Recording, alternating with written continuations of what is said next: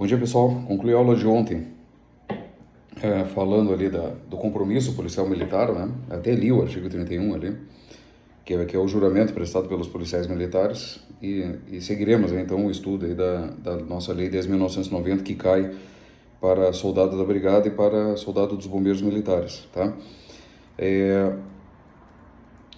Alguns recados aí, estou bem feliz antes de começar a aula, né? Porque estou vendo ali que uma média de 200 alunos, 200 visualizações, né, por vídeo, o que para mim já é bem significativo, porque considerando que eu dei aula há anos aí em cursinhos preparatórios, tinha uma média de 30 alunos por sala de aula, significa que né, dá para considerar uma sala de aula aí com 200 pessoas, né? Então já está de bom tamanho, então está chegando, minhas aulas estão chegando a muitas pessoas aí, o que me deixa bem feliz aí, né? E espero que eu esteja contribuindo à altura aí, né? Que as pessoas estejam entendendo aí o que eu falo, né, sobre essas leis aí, que tem alguma didática ali que ajude, de fato, né, a compreensão das leis e da Constituição Federal que nós estamos vendo.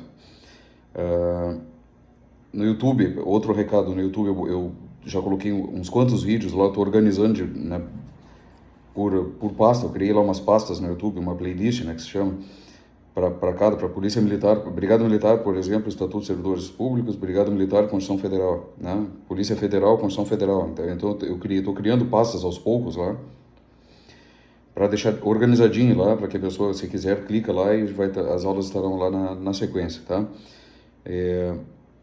Os links aí do YouTube e do Facebook estão lá na bio, né? Que minha filha que me ensinou esse termo aí na tal da bio, né? Que para mim era o cabeçalho, né? Lá em cima, lá no Instagram. Né, que eu sou meio chucre, nascido em 1977, então não tinha nem sinal de fumaça na minha época, então eu estou aprendendo, minha filha está me dando algumas dicas aqui da parte de comunicação, né? Então está ficando organizado lá, mas ainda não tem todas as aulas, eu estou inserindo aos poucos aí, tá? E principalmente para aquelas pessoas ali que talvez, né, vão buscar lá no YouTube, lá daqui a pouco, aula para a Brigada Militar, por exemplo, pode ser que encontrem as aulas lá dessa forma. Então, se puderem, né, na medida do possível, aí, me seguir lá no YouTube, né, no Instagram, no Facebook, né, é importante aí por causa do tal do engajamento, né, o engajamento aí, então as aulas começam a ser aí, alcançar o maior número de pessoas, tá?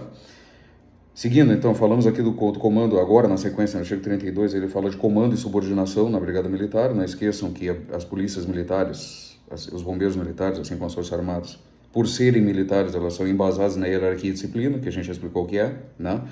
Muito forte a questão da hierarquia e disciplina.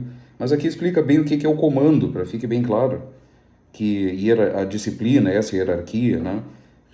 O poder hierárquico, ele, conforme nós falamos na aula passada, ele não pode transformar os subordinados ali não pode fazer com que os subordinados tenham seus direitos violados, direitos humanos, né? Os direitos humanos são feitos para todo mundo, inclusive para os policiais militares, tá? Então fala que em comando e subordinação, ele diz aí que o comando são as responsabilidades ali, os deveres, né? Para quem? Para aquelas pessoas que dirigem ali uma organização policial militar, que pode ser desde de uma organização pequena, no caso de um postinho da Brigada Militar, numa cidade no interior que tenha, ou num bairro, que tenha um comando ali, que por vezes pode ser até um soldado mais antigo que faça o comando ali daquela unidade policial militar, né? Assim como um comando regional, no caso do batalhão de polícia militar, né? Por exemplo, aqui na minha cidade nós temos um batalhão que tem um coronel que coordena aqui, né? Até mesmo o comando geral da Brigada Militar em Porto Alegre, né? Que tem ali como ápice ali do comando geral, o comandante geral da Brigada Militar, mas tem vários coronéis ali que coordenam diversas áreas, conforme nós veremos nas aulas subsequentes, né? Então o comando é esse, são muitos deveres e responsabilidades. O cara diz assim, comandar deve ser bom. Pessoal, comandar é muito difícil, dá muito mais ônus do que bônus. Comandar é muito complexo, porque tu tens muitos deveres ali, as tuas responsabilidades aumentam significativamente. Então, a chance de errar é muito maior para quem comanda do que quem é comandado, né? Porque o cara que é comandado, ele cumpre a ordem, né? Se essa ordem não for ilegal, Se ela não for manifestamente ilegal, responde o comando a pessoa que proferiu aquela ordem, né? Caso seja manifestamente ilegal, por exemplo, o comandante, um oficial da brigada determina, ingressa naquela casa lá para ver se tem um traficante. É uma ordem manifestamente ilegal, porque para ingressar numa casa, se não for salvo flagrante delito, ou aquelas outras hipóteses que tem lá no Código, na Constituição Federal, precisaria do mandado judicial. Então não se cumpre. Um exemplo de ordem manifestamente ilegal. Caso tu cumpra, responderás, aí o soldado responderá juntamente, da mesma forma que aquele oficial que proferiu aquela ordem, tá? Então comando é isso, deveres e responsabilidades. E subordinação decorre da estrutura hierárquica, né? E não afeta a dignidade da pessoa. Repete aqui. Ser subordinado a um soldado da Brigada Militar é subordinado a um sargento por causa da hierarquia que existe na Brigada Militar, mas não significa que possa afetar a sua dignidade aí como ser humano. Tá? Então, o poder hierárquico, bem da verdade, ele existe no serviço civil também, né? Na polícia onde eu trabalho, existe poder hierárquico, existe um diretor-geral, um superintendente, um chefe de delegacia, um chefe de policiamento e fiscalização, que nós, os subordinados, no meu caso, sou subordinado na delegacia onde eu trabalho, eu devo cumprir as ordens, que não forem ilegais. Então é bem parecido, com um pouco mais de, digamos assim, rigidez no militarismo, mas não é muito diferente dos servidores civis também, tá? Então, comando e subordinação é isso. Comando são os deveres, né? E responsabilidade. Subordinação é cumprir aquelas ordens hierárquicas ali, tá?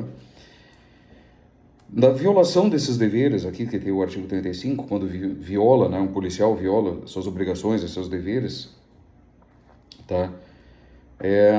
Dessa violação,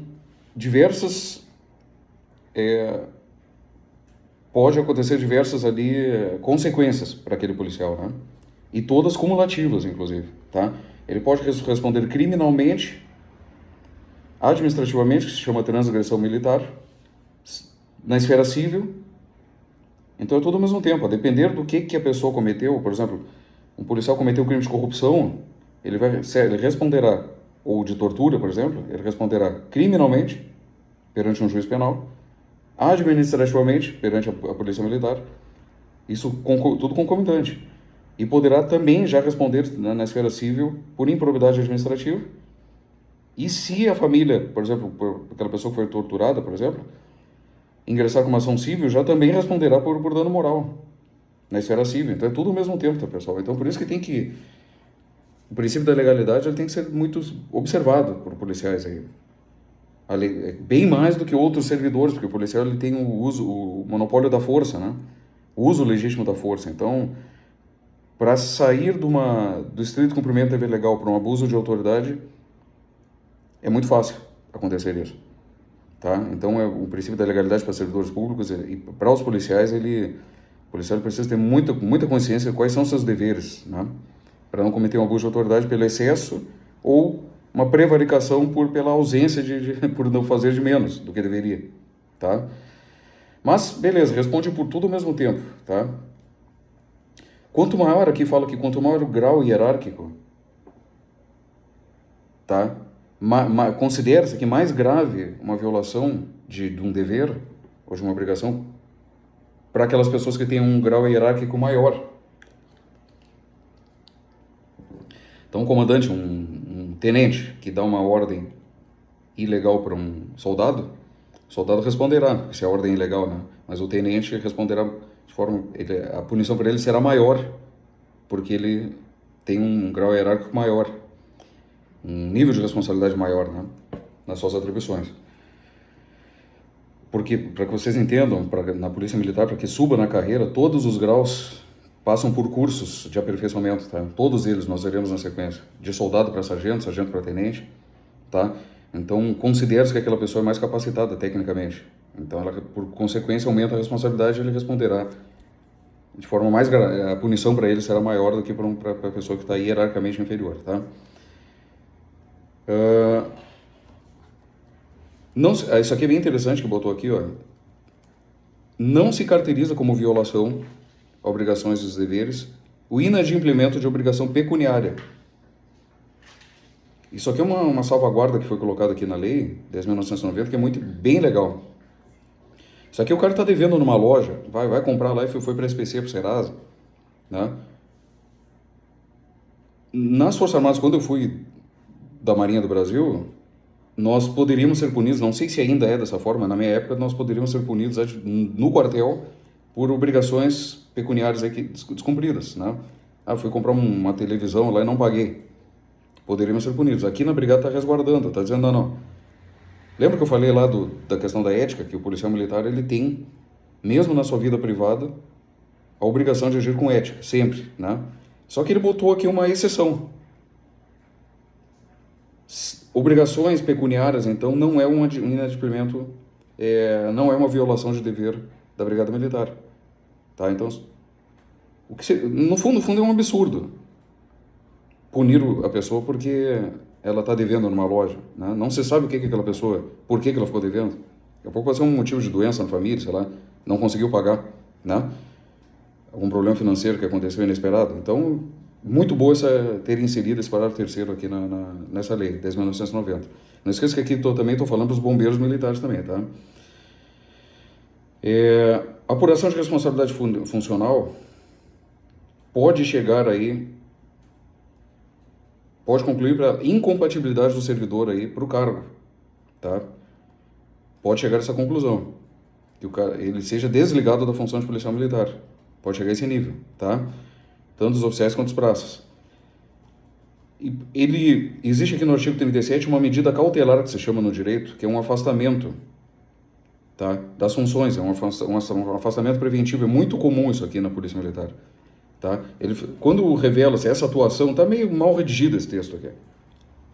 Ele diz assim, o servidor cuja atuação no serviço revelar-se incompatível com o cargo, demonstrar incapacidade para o exercício das funções, ele será afastado da função sem prejuízo dos vencimentos e vantagens. Também está ruim o texto aqui, porque na verdade tu não sabe se é incompatível. Dizer que já é incompatível porque ele, né, para o exercício da função, porque isso aqui é preventivo, né? É um afastamento preventivo, tanto que ele segue recebendo os vencimentos e vantagens, tá? Esse afastamento preventivo, por exemplo, alguém denuncia que o policial torturou uma pessoa. Em regra, essa pessoa fica afastada da atividade. Pode ir para o administrativo, mas pode ficar afastado, sem prejuízo dos vencimentos. Ele segue recebendo o salário dele, a remuneração de policial, né? Quem pode afastar essa pessoa preventivamente, né? Que não fala esse termo preventivamente, mas eu estou para facilitar o entendimento, tá? Esse afastamento, né? O comandante-geral da Brigada Militar, por óbvio, e os comandantes, diretores e chefes ali da corporação, outros comandantes, por exemplo, o comandante do batalhão onde o policial militar serve, né? O batalhão da Polícia Militar de Pelotas. O comandante daquele batalhão pode afastar preventivamente. Tá ruim o texto, porque ele já fala, cuja atuação no serviço revelar-se incompatível com o cargo. Não, pessoal. Ele não revelou, ele possivelmente, ou ele teria que ter algo aqui dizendo assim, após ampla defesa e contraditório, porque tu só vai saber se revelou incompatível de verdade após o processo administrativo, né? Para verificar em que é garantida ampla defesa e o contraditório. E que realmente seja aplicada a penalidade, tá? Mas beleza, vamos entender dessa forma. Isso aqui é um afastamento preventivo, sem prejuízo de vencimentos e vantagens, aplicado por qualquer comandante. Comandante-geral e os outros comandantes ali que trabalham com aquele policial militar, que existe aqui, o comandante daquela unidade onde ele trabalha, tá? Conforme a legislação que nós veremos, esses outros comandantes, né, comandantes, chefes e diretores que nós veremos aí na próxima aula, nas outras aulas, tá? Forte abraço, seguimos aí então, na sequência agora gravarei uma aula de Direito Constitucional.